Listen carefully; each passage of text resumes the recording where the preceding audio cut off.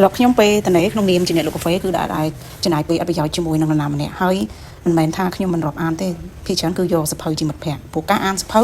ធ្វើយើងស្គាល់និងមានចំណេះដឹងបន្ថែមតាក់ទង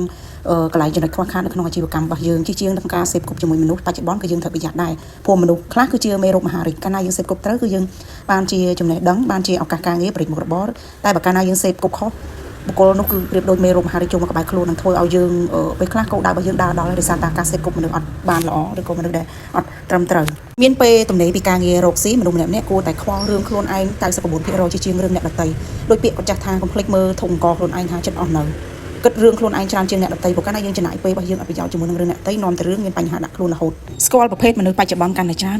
កាន់តែលែងសូវចង់និយាយហើយកាន់តែលែងចង់ចាប់កំហុសអីច្រើនព្រោះគិតទៅវាជារឿងអត់ប្រយោជន៍យើងគិតរឿងខ្លួនយើងធុងអង្គយើងច្រើនជាងចំណូលយើងច្រើនជាងការចំណាយយើងច្រើនជាង